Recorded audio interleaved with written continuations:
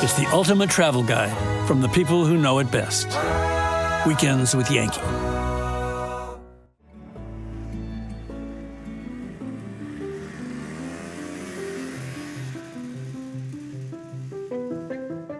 You know, you'll have a forester or a logger and they'll visit a patch of woods or a tree, you know, once or twice, but there's no other relationship like the sugar makers that goes back to the same tree, you know, 4 or 5 times a year.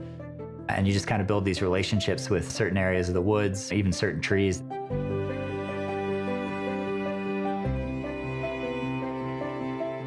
My wife and I had the idea of making some maple syrup in the backyard, and we turned an old woodshed that we had into a sugar house with a little tiny evaporator and leftover firewood that we would throw in there. And I think we tapped 80 or 100 trees that year. We were planning to tap like 30, but it's an addiction, so it grew quickly from there. Long nights boiling, super inefficient little evaporator, and we might have made like, you know, 20 gallons of syrup, but that planted the seed for both my wife and I. It was great. Maple syrup is like the best thing in the world. It's the starting point. It's an incredible product. It just tastes delicious. It looks amazing, you know, the color when you hold it up to the light. But the process becomes an addiction because, you know, you have 5 maple trees here and you put some buckets on them and you say, well, you know, there's 5 more over there. It'd be pretty easy to put 5 more buckets on those trees.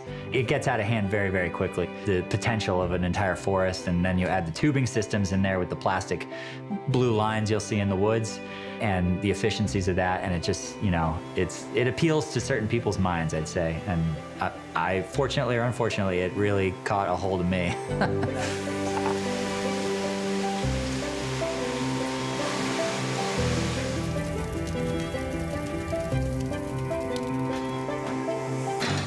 People were a little mystified that we were embracing this thing, this agricultural pursuit that we had just done in our backyard, you know, for 1 season.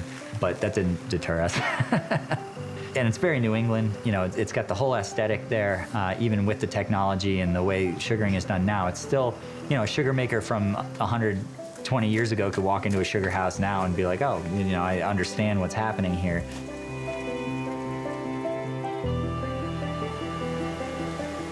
Earlier in the season, we tend to make lighter syrup, and that has a lighter maple flavor. It's a more delicate syrup. They used to call it fancy.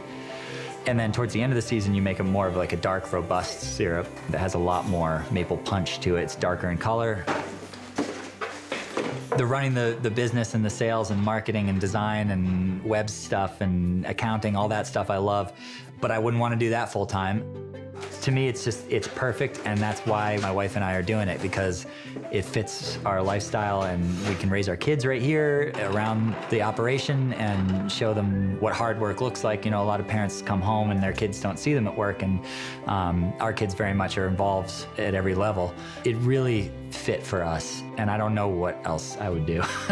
I don't know that there is another option. I think there'll always be the Vermonter who gets addicted to sap and maple syrup production and the allure of the whole process and the tradition, but the feasibility of making a career out of it or having an operation that is financially viable, that's the real question. There'll be people making maple syrup. We're not the last ones, I hope. But if we are, we're gonna do it with vigor until it ends.